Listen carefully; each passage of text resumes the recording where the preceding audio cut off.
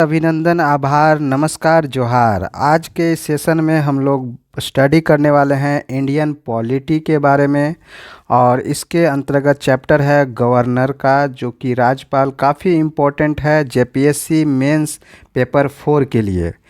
इस वीडियो के अंतर्गत हम लोग इस टॉपिक पर नोट्स, एमसीक्यू, डिस्क्रिप्टिव क्वेश्चन का चर्चा करेंगे। तो काफ़ी महत्वपूर्ण रहने वाला है ये वीडियो। हालांकि थोड़ा सा लंबा होगा, लेकिन इस वीडियो को ज़रूर देखिए, जो कि आपके जेपीएससी मेंस पेपर 4 के लिए काफ़ी इम्पोर्टेंट हो सकता है। चलिए स्टार्ट करते हैं।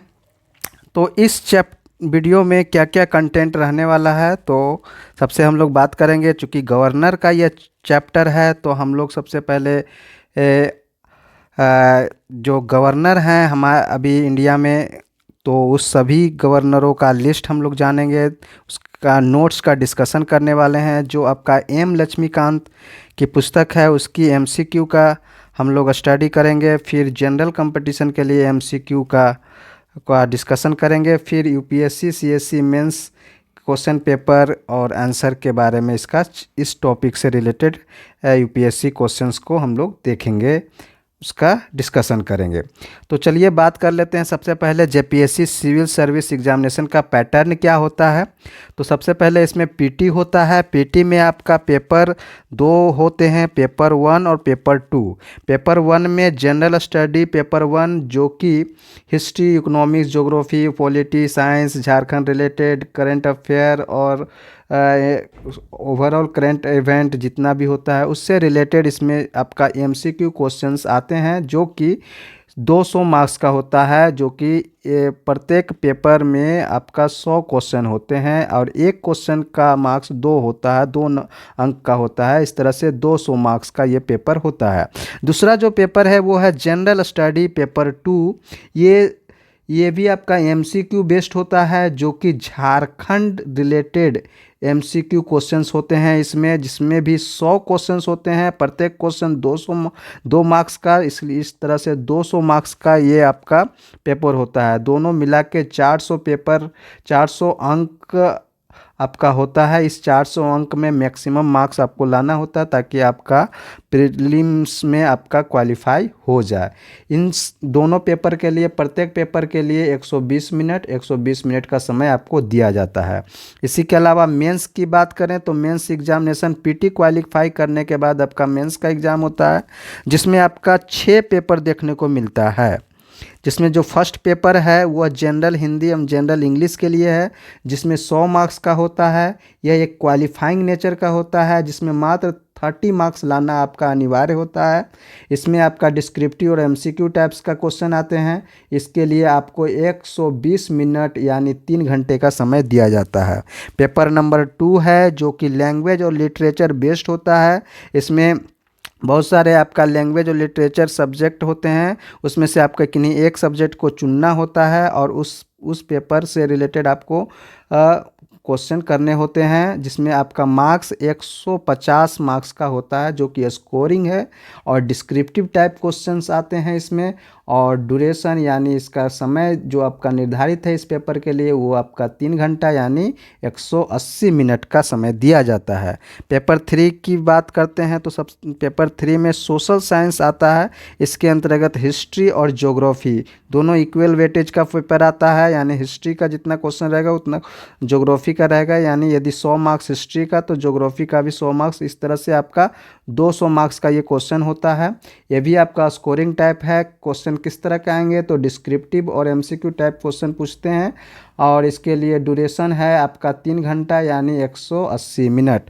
जो चौथा पेपर है वो आपका Indian constitution, polity, public administration and good governance से रिलेटेड पेपर होता है, जिसका मार्क्स 200 मार्क्स का होता है। स्कोरिंग सब्जेक्ट है। डिस्क्रिप्टिव टाइप क्वेश्चन पूछे जाते हैं और इसका ड्यूरेशन भी आपको 3 घंटा दिया जाता है यानी 120 मिनट। पेपर 5 जो आता है वो आपका Indian economy, globalisation and sustainable development development से रिलेटेड क्वेश्चन आते हैं इससे, और इसका मार्क्स 200 अंक का होता है, स्कोरिंग सब्जेक्ट है, और डिस्क्रिप्टिव टाइप क्वेश्चन आता है, इसके लिए भी 3 घंटे का समय दिया जाता है। इस तरह से आपका paper 6 general science, environment and technology development से रिलेटेड क्वेश्चन आते हैं।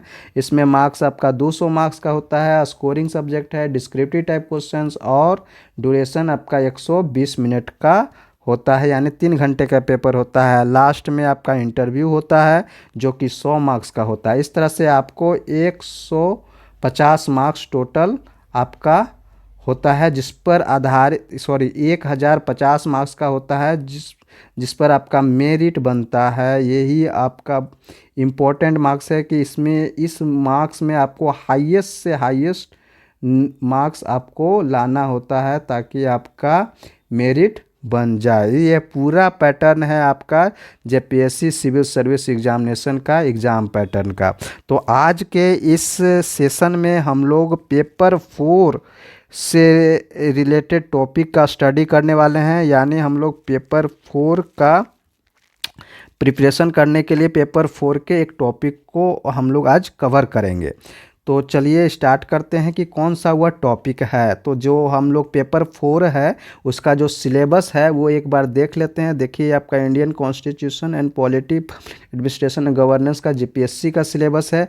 इसमें जो आज का टॉपिक है वो टॉपिक आपका कहाँ पर है, तो वो टॉपिक आपका सेक्शन 1 के इंडियन कॉन्स्टिट्यूशन एंड पॉलिटी के अंतर्गत स्टेट गवर्नमेंट से रिलेटेड है, जो कि स्टेट एग्जीक्यूटिव्स का एक टॉपिक है, सब टॉपिक है, जिसके अंतर्गत आता है power and function of governor. इसके बाद है आपका chief minister and the council of minister. तो आज हम लोग ये जो टॉपिक है इसको हम लोग कंप्लीट जो है करने वाले हैं। तो आपका इस वीडियो से जेपीएससी के पेपर 4 का एक टॉपिक कंप्लीट हो जाएगा। तो टॉपिक है हमारा power and function of governor. तो चलिए स्टार्ट करते हैं। स्टार्ट करने से पहले जो हमारे पास अभी जो इंडिया के गवर्नर हैं, किस किस राज्य के कौन कौन हैं, उसको हम लोग एक बार देख लेंगे। आंध्र प्रदेश के जो अभी वर्तमान के गवर्नर हैं वो हैं सैयद अब्दुल नज़ीर हैं, जो कि ये आपको फ़ोटो में दिखाया गया है। अरुणाचल प्रदेश के कैवल्या त्रिविक्रम पटनायक जो हैं ये आपका अरुणाचल प्रदेश के गवर्नर हैं। असम के जो हैं वो है लक्ष्मण आचार्य, जो कि 30 जुलाई 2024 को अपॉइंट किए गए थे द्रौपदी मुर्मू के द्वारा। तो जो हमारे गवर्नर होते हैं वह जो है राष्ट्रपति के द्वारा अपॉइंटेड किए जाते हैं। बिहार के अभी वर्तमान के गवर्नर हैं आरिफ मोहम्मद खान। ये हाल फिलहाल में बनाए गए हैं, जो काफ़ी इम्पोर्टेंट है। दिसंबर 2024 में जो है बिहार के गवर्नर कौन बनाए गए हैं, आरिफ मोहम्मद खान। ये हमारे फ़ोटो में दिखाया गया है।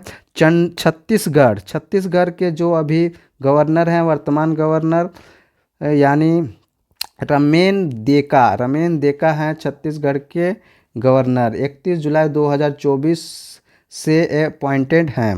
गोवा के जो गवर्नर हैं वो हैं PS श्रीधरन पिल्लई, जो कि 15 जुलाई 2021 में अपॉइंट किए गए थे। उसी तरह गुजरात के आचार्य देवव्रत हैं, जो कि 22 जुलाई 2019 से अपॉइंट किए गए थे रामनाथ कोविंद के द्वारा। उस समय रामनाथ कोविंद हमारे भारत के राष्ट्रपति थे। हरियाणा के गवर्नर अभी हैं बंडारू दत्तात्रेय हरियाणा के गवर्नर हैं। हिमाचल प्रदेश के अभी गवर्नर हैं शिव प्रताप शुक्ला, जबकि झारखंड के गवर्नर हैं अभी संतोष गंगवार। झारखंड के गवर्नर कौन है, संतोष गंगवार।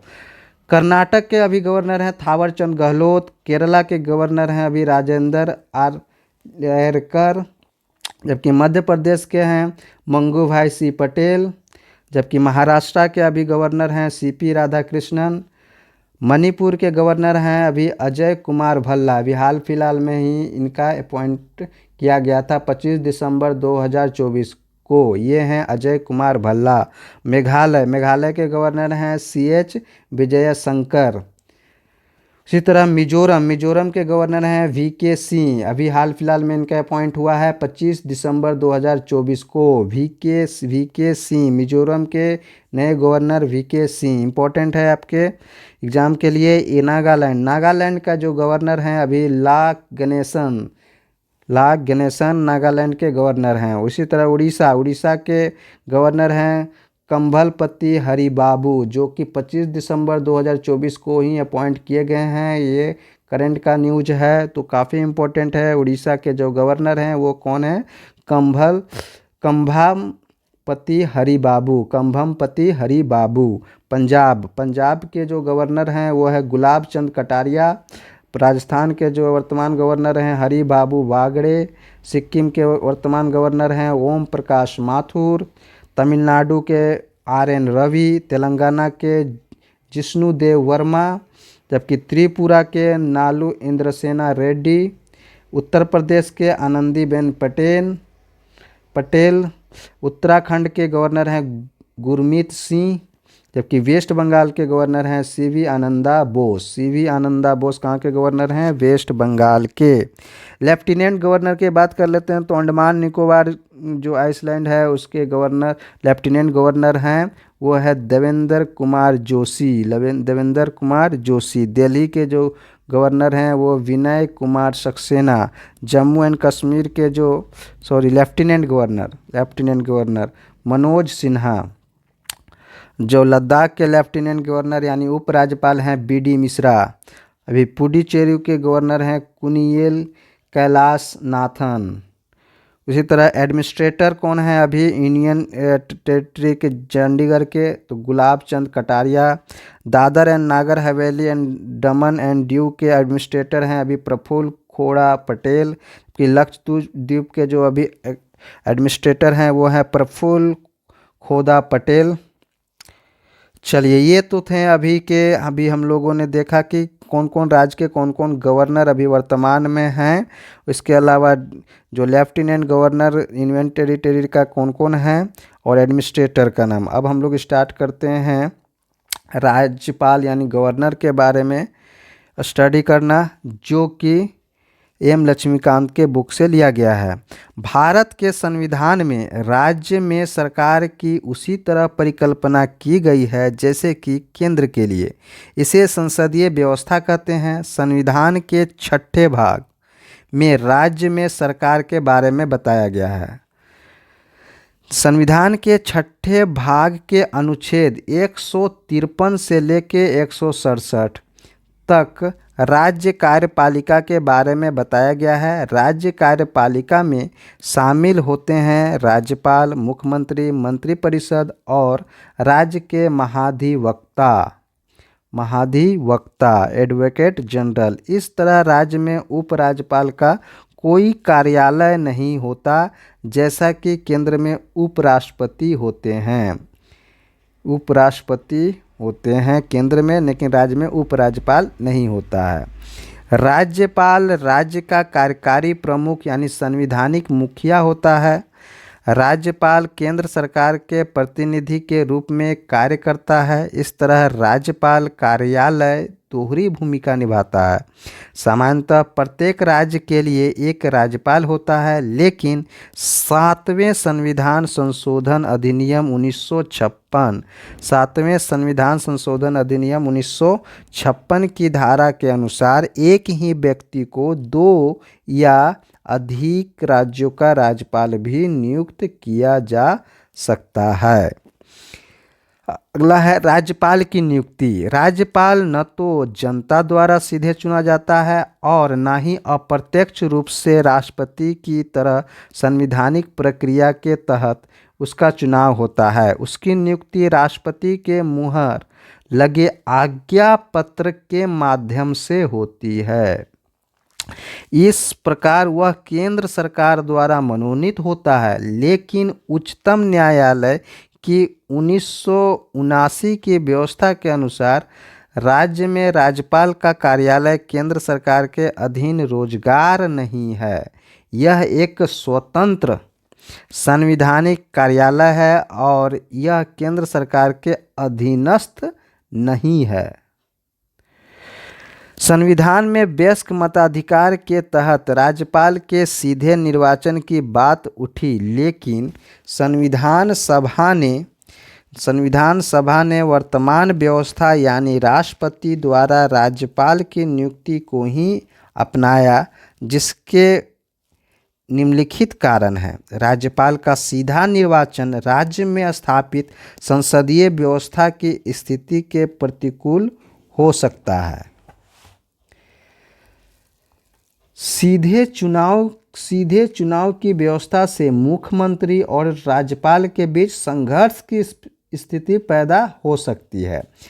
राज्यपाल सिर्फ संवैधानिक प्रमुख होता है, इसलिए उसके निर्वाचन के लिए चुनाव की जटिल व्यवस्था और भारी धन खर्च करने का कोई अर्थ नहीं है। राज्यपाल का चुनाव पूरी तरह से व्यक्तिगत मामला है, इसलिए इस चुनाव में भारी संख्या में मतदाताओं को शामिल करना राष्ट्र हित में नहीं है। एक निर्वाचित राज्यपाल स्वाभाविक रूप से किसी दल से जुड़ा होगा और वह निष्पक्ष व निस्वार्थ मुखिया नहीं बन पाएगा।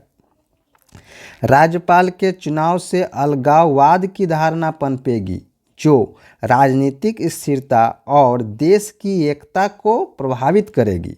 राष्ट्रपति द्वारा नियुक्त की व्यवस्था से राज्यों पर केंद्र का नियंत्रण बना रहेगा। राज्यपाल का सीधा निर्वाचन राज्य में आम चुनाव के समय एक गंभीर समस्या उत्पन्न कर सकता है।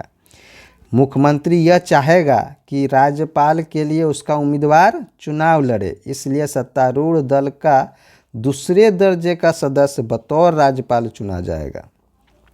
इसलिए अमेरिकी मॉडल, जहां राज्य का राज्यपाल सीधे चुना जाता है, को छोड़ दिया गया एवं कनाडा, जहां राज्यपाल को केंद्र द्वारा नियुक्त किया जाता है, संविधान सभा द्वारा स्वीकृत किया गया। संविधान ने राज्यपाल के रूप में नियुक्त किए जाने वाले व्यक्ति के लिए दो अर्हताएं निर्धारित की, यानी दो क्राइटेरिया यानी एलिजिबिलिटी निर्धारित की। वे हैं, उसे भारत का नागरिक होना चाहिए, दूसरा वह 35 वर्ष की आयु पूर्ण कर चुका हो। ये दो क्राइटेरिया होना चाहिए। इन वर्षों में इसके अतिरिक्त दो अन्य परंपराएं भी जुड़ गईं। पहला, उसे बाहरी होना चाहिए, यानी कि वह उस राज्य से संबंधित न हो जहां उसे नियुक्त किया गया है, ताकि वह स्थानीय राजनीति से मुक्त रह सके। दूसरा, जब राज्यपाल की नियुक्ति हो तब राष्ट्रपति के लिए आवश्यक हो कि वह राज्य के मामले में मुख्यमंत्री से परामर्श करे, ताकि राज्य में संवैधानिक व्यवस्था सुनिश्चित हो। यद्यपि दोनों परंपराओं को कुछ मामलों में उल्लंघन किया गया है। अब पढ़ते हैं राज्यपाल के पद की शर्तें। संविधान में राज्यपाल के पद के लिए निम्नलिखित शर्तों का निर्धारण करता है। उसे न तो संसद सदस्य होना चाहिए और न ही विधानमंडल का सदस्य। यदि ऐसा कोई व्यक्ति राज्यपाल नियुक्त किया जाता है तो उसे सदन से उस तिथि से अपना पद छोड़ना होगा जब से उसने राज्यपाल का पद ग्रहण किया है। उसे किसी लाभ के पद पर नहीं होना चाहिए। बिना किसी किराए के उसे राजभवन यानी आधिकारिक निगम उपलब्ध होगा।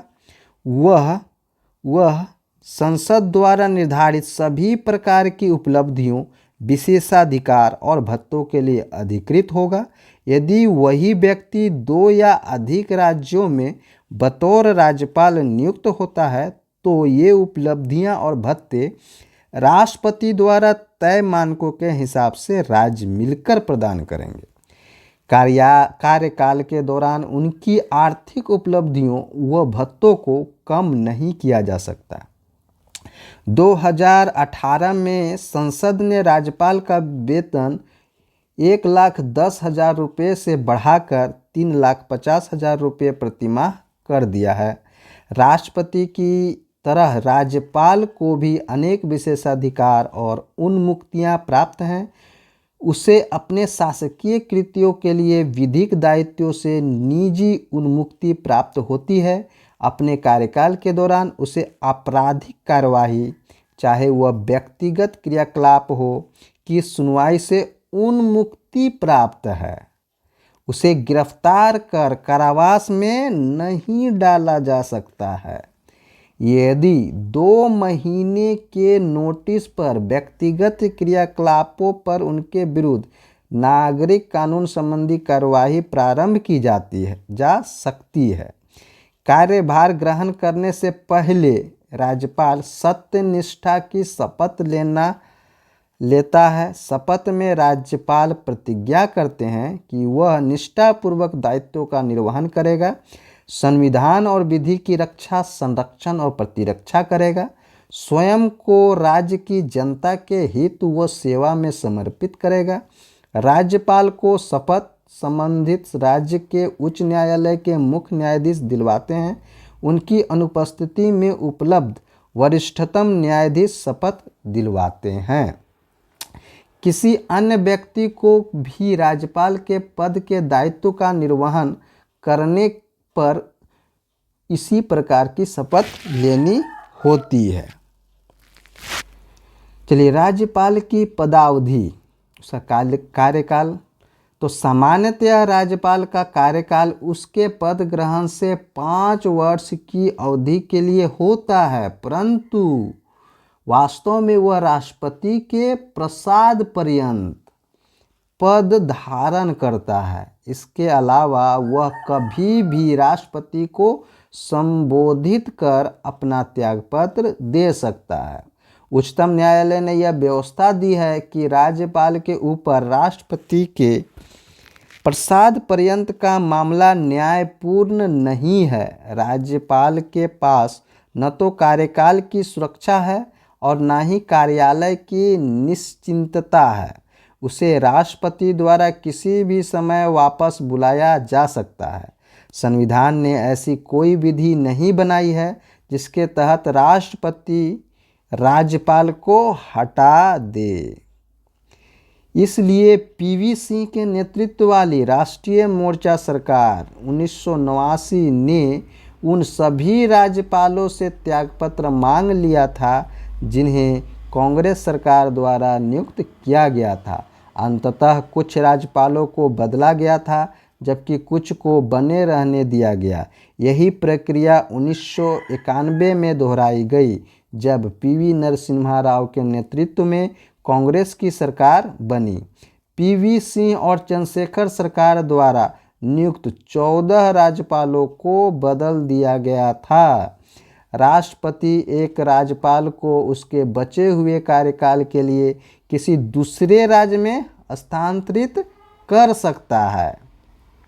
इसी तरह एक राज्यपाल जिसका कार्यकाल पूरा हो चुका है को भी उसी राज्य या अन्य राज्य में दोबारा नियुक्त किया जा सकता है। एक राज्यपाल 5 वर्ष के अपने कार्यकाल के बाद भी तब तक पद पर बना रह सकता है जब तक कि उसका उत्तराधिकारी कार्य ग्रहण न कर ले। इसके पीछे यह तर्क है कि राज्य में अनिवार्य रूप से एक राज्यपाल रहना चाहिए ताकि रिक्तता की कोई स्थिति पैदा न होने पाए। राष्ट्रपति को जब यह लगे कि अकस्मात कोई घटना हो रही है जिसका संविधान में उल्लेख नहीं है तो वह राज्यपाल के कार्यों के निर्वहन के लिए उपबंध बना सकता है।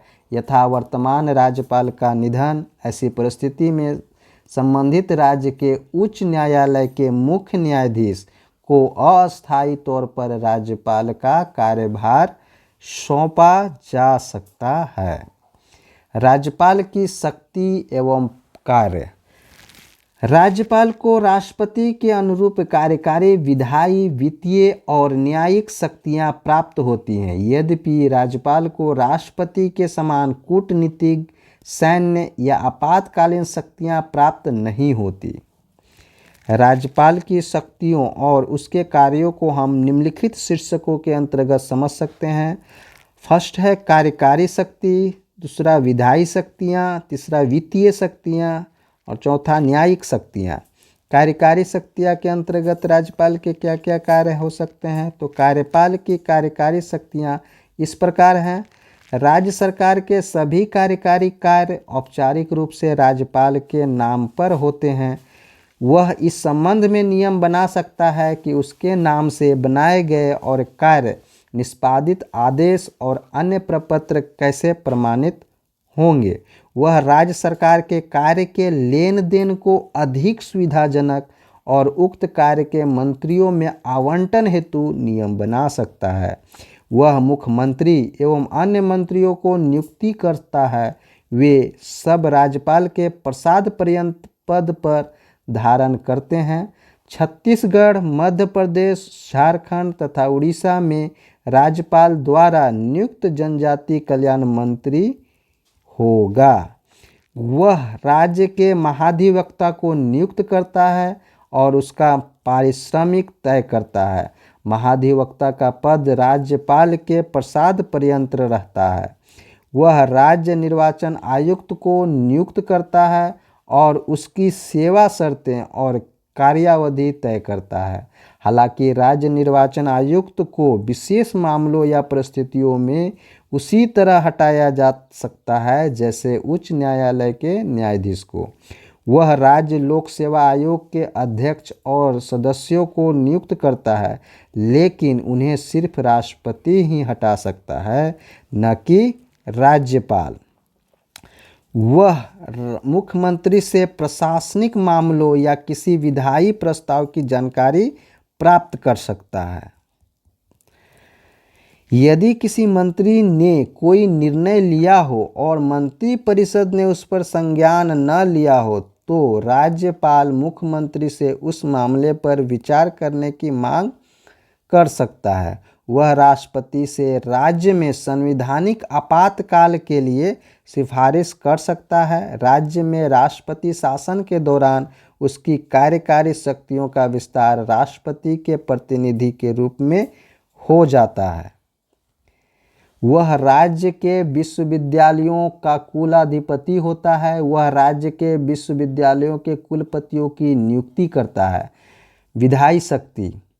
विधायी शक्ति राज्यपाल राज्य विधानसभा का अभिन्न अंग होता है। इस नाते उसकी निम्नलिखित विधायी शक्तियाँ एवं कार्य होते हैं। वह राज्य विधानसभा के सत्र को आहूत या सत्रावसान और विघटित कर सकता है। वह विधानमंडल के प्रत्येक चुनाव के पश्चात पहले और प्रतिवर्ष के पहले सत्र को संबोधित कर सकता है। वह किसी सदन या विधानमंडल के सदनों को विचाराधीन विधेयकों या अन्य किसी मसले पर संदेश भेज सकता है। जब विधानसभा अध्यक्ष और उपाध्यक्ष का पद खाली हो तो वह विधानसभा के किसी सदस्य को कार्यवाही सुनिश्चित करने के लिए नियुक्त कर सकता है। राज्य विधान परिषद के कुल सदस्यों के छठे भाग को वह नामित कर सकता है, जिन्हें साहित्य, विज्ञान, कला, सहकारिता, आंदोलन और समाज सेवा का ज्ञान हो या इसका व्यवहारिक अनुभव हो। वह राज्य विधानसभा के लिए एक आंग्ल भारतीय समुदाय से एक सदस्य की नियुक्ति कर सकता है।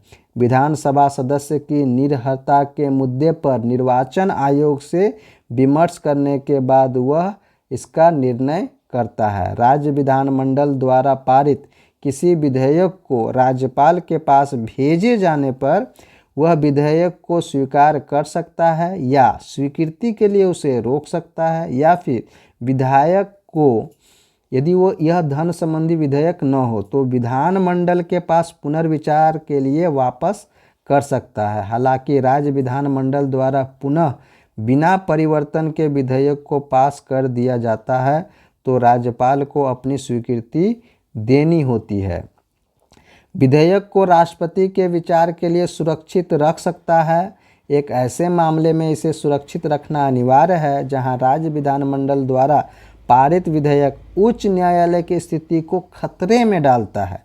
इसके अलावा यदि निम्नलिखित परिस्थितियां हो तब भी राज्यपाल विधेयक को सुरक्षित रख सकता है। अधिकारातीत अर्थात संविधान के उपबंधों के विरुद्ध हो, यदि विधेयक राज्य नीति निर्देशक तत्वों के विरुद्ध हो, देश व्यापक हित के विरुद्ध हो, राष्ट्रीय महत्व का हो, संविधान के अनुच्छेद 31 क के तहत संपत्ति के अनिवार्य अधिग्रहण से संबंधित हो। जब राज्य विधानमंडल का सत्र न चल रहा हो तो वह औपचारिक रूप से अध्यादेश की घोषणा कर सकता है। इन अध्यादेशों की राज्य विधानमंडल से 6 हफ्तों के भीतर स्वीकृति होना अनिवार्य है। वह किसी भी समय किसी अध्यादेश को समाप्त कर सकता है। यह राज्यपाल का सबसे महत्वपूर्ण अधिकार है। वह राज्य के लेखों से संबंधित राज्य वित्त आयोग, राज्य लोक सेवा आयोग और नियंत्रक एवं महालेखा परीक्षक की रिपोर्ट को राज्य विधानसभा के सामने प्रस्तुत करता है। अब हम लोग बात करते हैं वित्तीय शक्ति की। राज्यपाल की वित्तीय शक्तियाँ एवं कार्य इस प्रकार हैं। वह सुनिश्चित करता है कि वार्षिक वित्तीय विवरण यानी राज्य बजट को राज्य विधानमंडल के सामने रखा जाए। धन विधेयकों को राज्य विधानसभा में उसकी पूर्व सहमति के बाद ही प्रस्तुत किया जा सकता है। बिना उसकी सहमति के किसी तरह के अनुदान की मांग नहीं की जा सकती है। वह किसी अप्रत्याशित व्यय के वहन के लिए किसी राज्य की आकस्मिकता निधि से अग्रिम ले सकता है। इसके अलावा पंचायतों एवं नगर पालिकाओं की वित्तीय स्थिति की हर 5 वर्ष बाद समीक्षा के लिए वह वित्त आयोग का गठन करता है। न्यायिक शक्तियाँ। राज्यपाल की न्यायिक शक्तियाँ एवं कार्य इस प्रकार हैं। राज्य के राज्यपाल को उस विषय संबंधी जिस विषय पर उस राज्य की कार्यपालिका शक्ति का विस्तार है, किसी विधि के विरुद्ध किसी अपराध के लिए सिद्ध दोष ठहराए गए किसी व्यक्ति के दंड को क्षमा, उसका प्रतिविलंबन, विराम या परिहार करने की अथवा दंडादेश के निलंबन, परिहार या लघुकरण की शक्तियाँ होगी। राष्ट्रपति राज्यपाल द्वारा संबंधित राज्य के उच्च न्यायालय के न्यायाधीश की नियुक्ति के मामले में राष्ट्रपति से विचार किया जाता है। वह राज्य उच्च न्यायालय के साथ विचार कर जिला न्यायाधीशों की नियुक्ति, हस्तांतरण और प्रोन्नति कर सकता है। वह राज्य न्यायिक आयोग से जुड़े लोगों की नियुक्ति भी करता है। जिला न्यायाधीशों के अतिरिक्त इन नियुक्तियों में वह राज्य उच्च न्यायालय और राज्य लोक सेवा आयोग से विचार करता है। अब हम राज्यपाल की 3 महत्वपूर्ण शक्तियों वीटो शक्ति, अध्यादेश निर्माण और क्षमादान शक्ति का विस्तार से राष्ट्रपति की तुलना में अध्ययन करेंगे। राष्ट्रपति समान विधेयकों से संबंधित। प्रत्येक साधारण विधेयक जब वह संसद के दोनों सदनों चाहे अलग अलग या संयुक्त बैठक से पारित होकर आता है तो उसे राष्ट्रपति के पास मंजूरी के लिए भेजा जाता है। इस मामले में उसके पास 3 विकल्प हैं। पहला विकल्प, वह विधेयक को स्वीकृति दे सकता है, फिर विधेयक अधिनियम बन जाता है।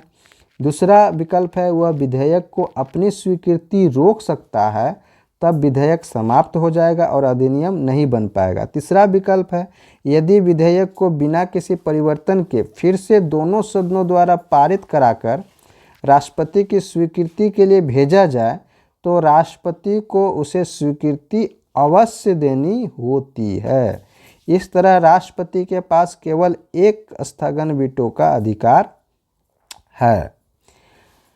सामान्य विधेयकों से संबंधित। प्रत्येक साधारण विधेयक को विधानमंडल के सदन या सदनों द्वारा पहले या दूसरे मौके में पारित कर इसे राज्यपाल के सम्मुख प्रस्तुत किया जाएगा।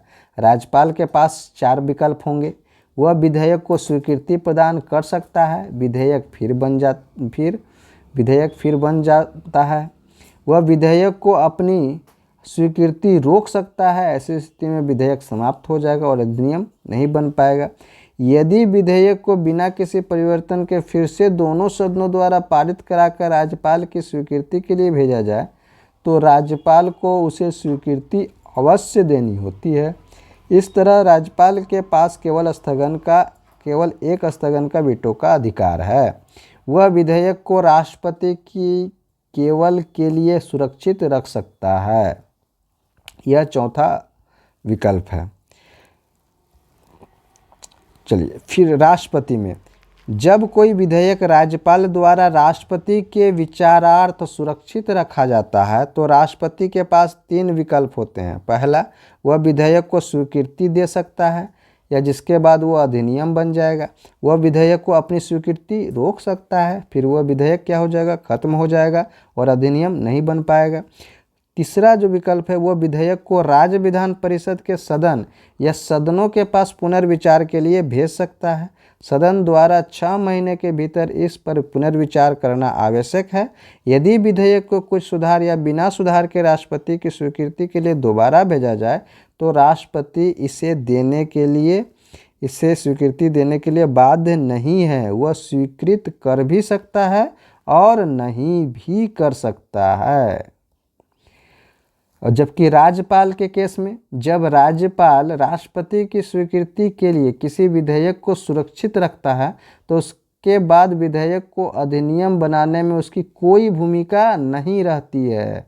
यदि राष्ट्रपति द्वारा उस विधेयक को पुनर्विचार के लिए सदन या सदनों के पास भेजा जाता है और उसे दोबारा पारित कर फिर राष्ट्रपति के पास स्वीकृति के लिए भेजा जाता है तो यही राष्ट्रपति स्वीकृति देता है तो यह अधिनियम बन जाता है।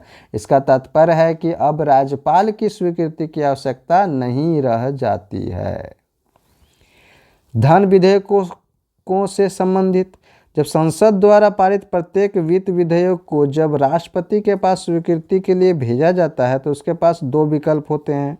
वह विधेयक को स्वीकृति दे सकता है ताकि वह अधिनियम बन जाए। दूसरा विकल्प, वह स्वीकृति न दे तब विधेयक समाप्त हो जाएगा और विधेयक समाप्त हो जाता है तब अधिनियम नहीं बन पाता है।